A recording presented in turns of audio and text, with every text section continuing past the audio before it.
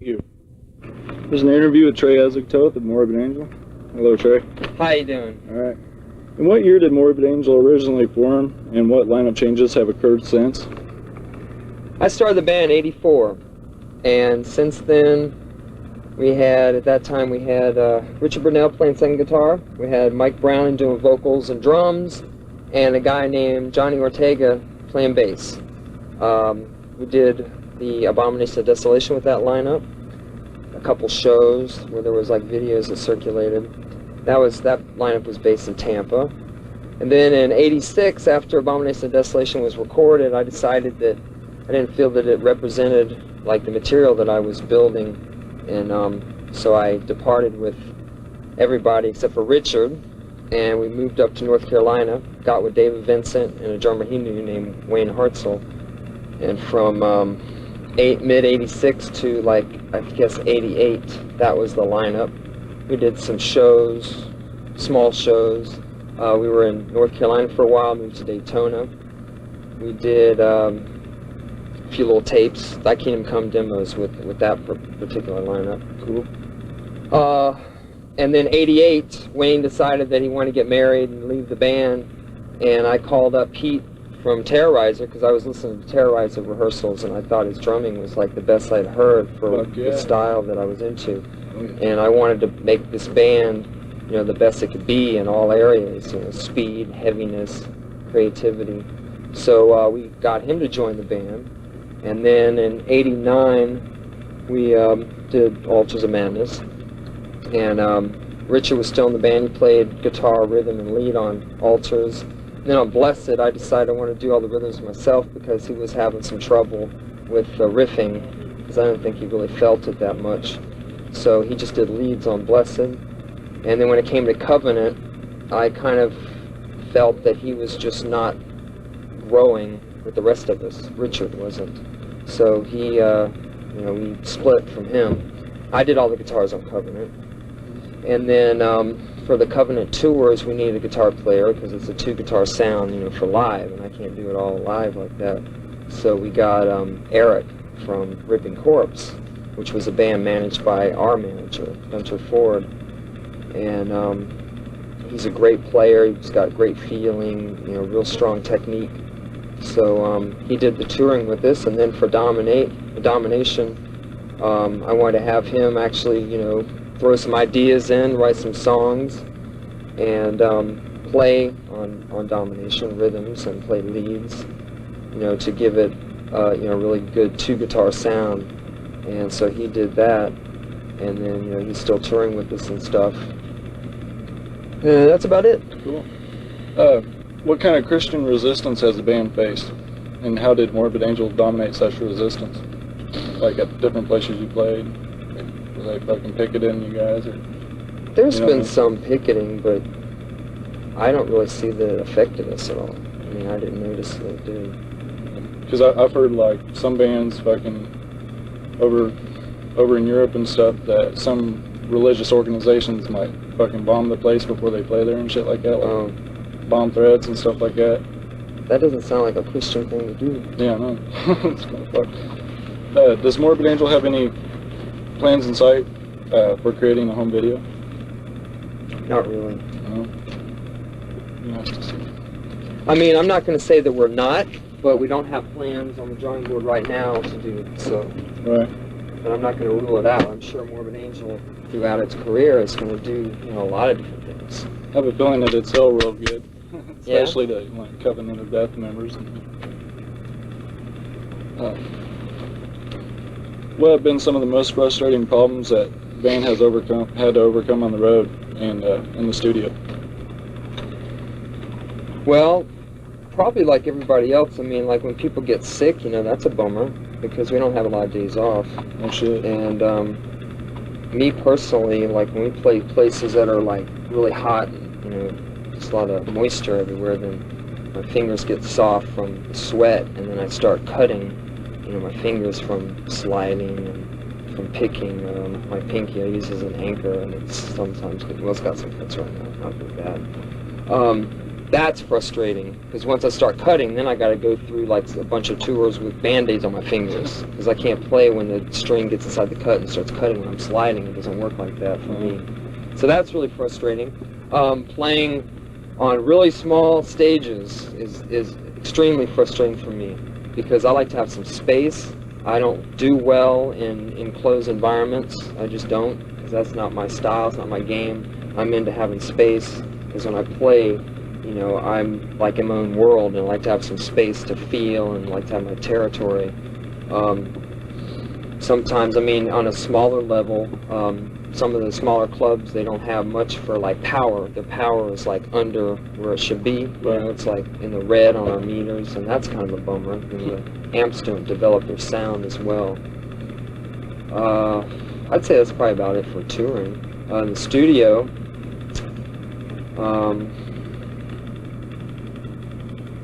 I don't know. I haven't really had haven't had any problems in the studio. The studio's been great. I love the studio. Okay. Does Morbid Angel seem to have a larger following in Europe than in the U.S.? And if so, what steps are being taken to gain a greater interest in the States? Well, that was the case before Covenant, because we were on, you know, Relativity Combat for the first two records, and then they whatever happened to them, I don't know. And then it was just on Earache America, or, you know, imported or whatever. So we had a bigger following in Europe at that time, because Earache was, you know, European, and they were like a, you know, whatever, a label, underground label that people thought was really happening and had good distribution. And but when Covenant came out with Giant, I mean, you know, that being a major label, you know, a lot of people think that that's some kind of omen or some kind of taboo for death metal to be on a major label, but, you know, anybody that's intelligent would understand that we use it as a tool to, you know, greater ourselves and to greater death metal, because we put the most extreme videos on MTV that anybody's ever done. No shit. And no one's got a song on there that would touch Rapture in that category of speed and brutality. And this is just my opinion. Right. And in my opinion, no one's ever touched God of Emptiness on the sludge effect and the slime and the sludge and heaviness of that, you know, being tuned to A sharp. And one band did that. One band accomplished, you know, the speed and, you know, brutality and, you know, hyper feel, and then the real slow, heavy stuff from one band. There's no other band that does that. This is true. And also the distribution that we got with Warner Brothers, you know, that put our product out and got us, you know, I don't know, got us some leverage in some magazines so that they would, like, you know, put more shit in there about us, or ads, or, you know, whatever.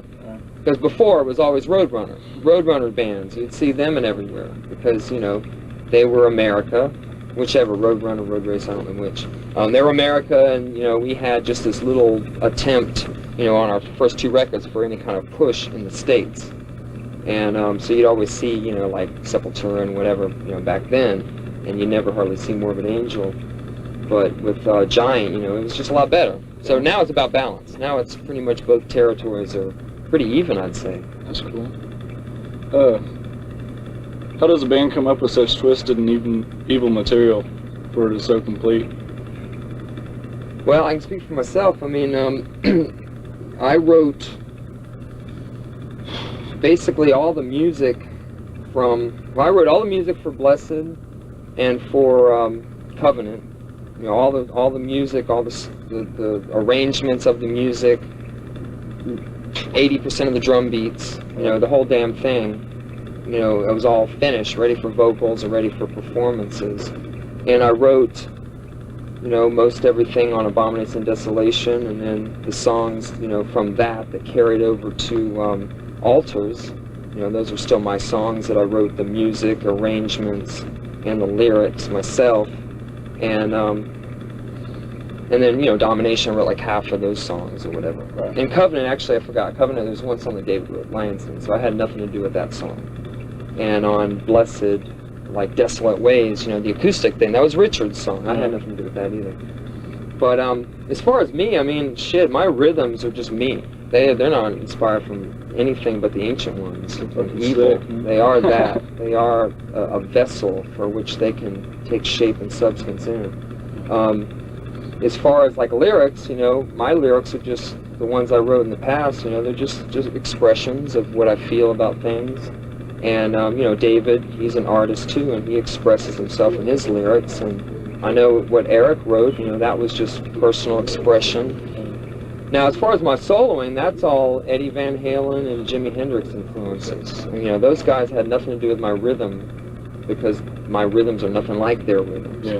But my soloing definitely is me being a kid in the late 70s, tripping on LSD, drinking Jack Daniels, smoking lots of pot and hash and all that good stuff, which I don't really do anymore, but I used to.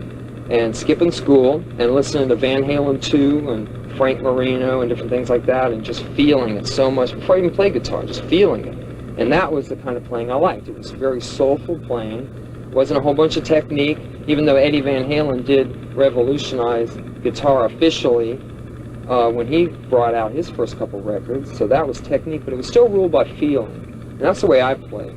I like to use some techniques as like dynamic changes and stuff, but it's all ruled by feeling and soul. It's not mental. It has nothing to do with mental, you know, thinking about it. It's not scientific. It's not mathematical. It's not anything. You can't learn to play like me in a book.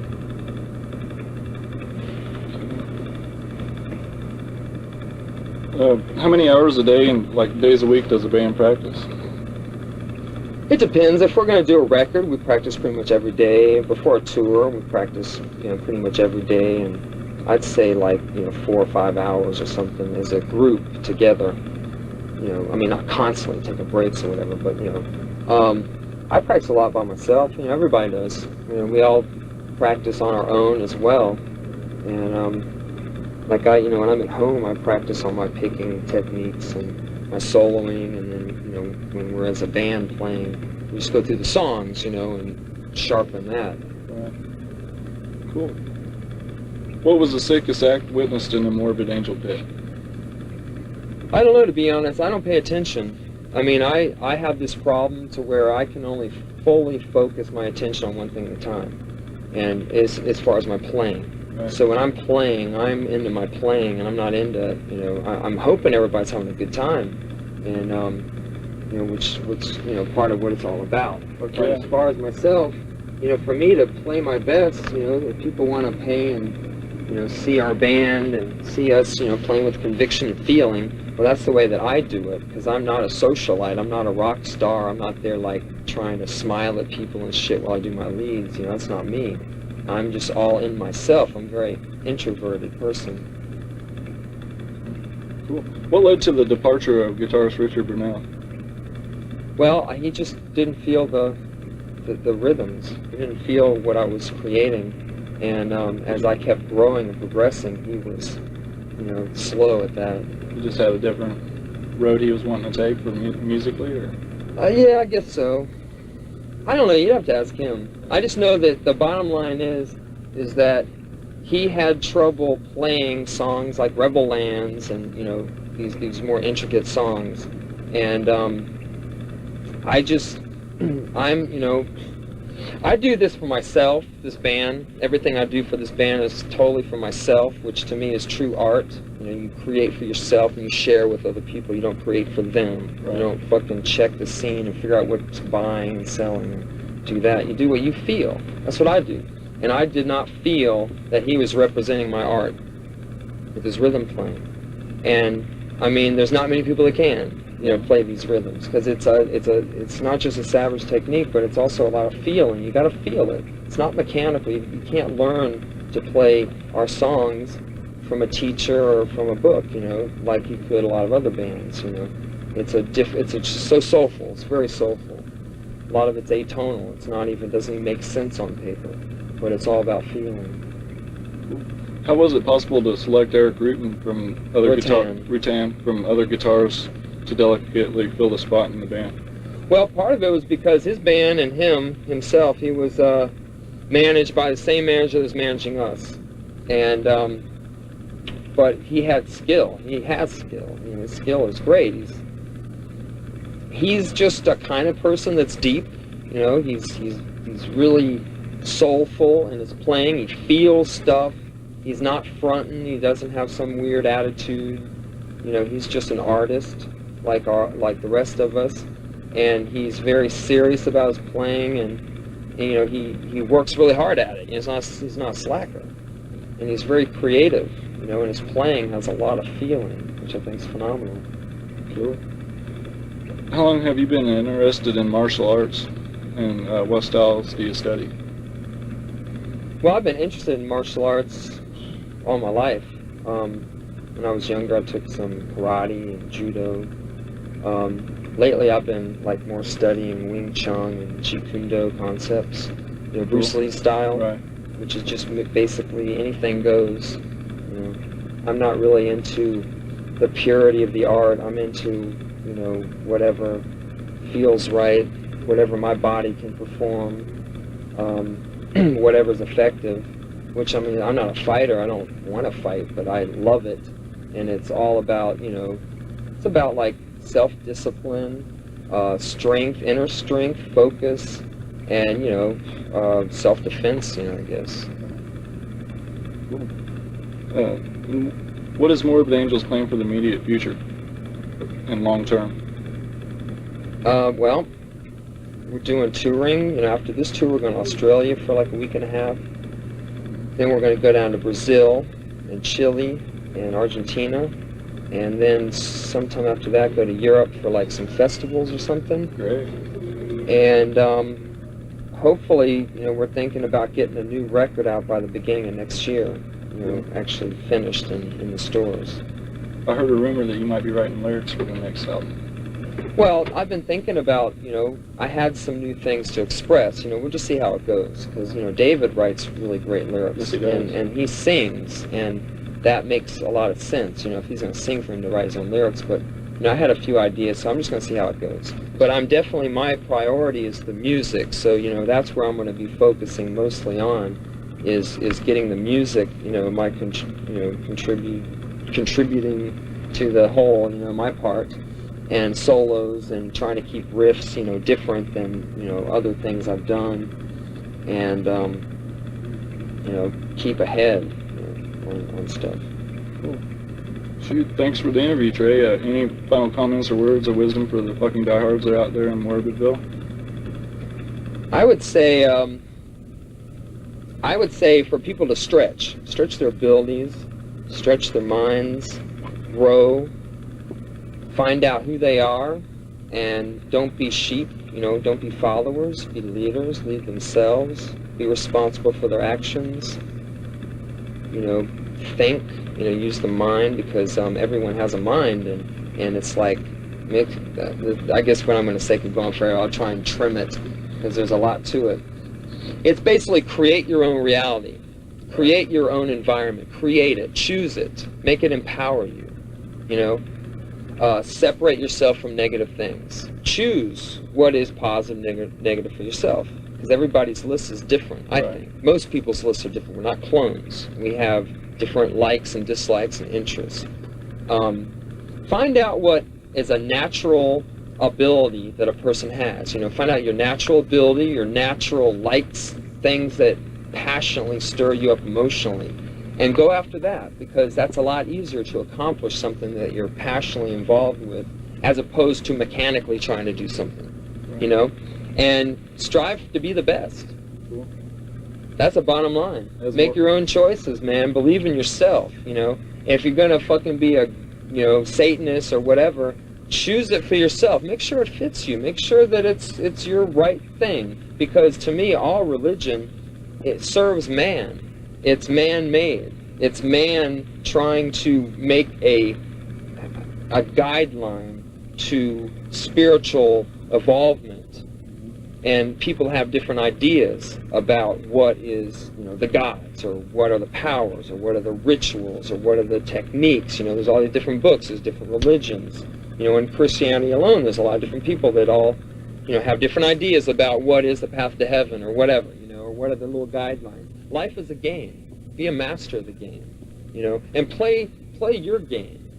You know what I'm saying? It's like, because everything is a game. Everything's got a set of rules and guidelines to which the game is, played. You know what I'm saying? Find out what they are. Make sure that those are the ones that appeal to you. And if it ain't your game, get out of it and do something that empowers you. Cool. Thanks, Trey. No problem.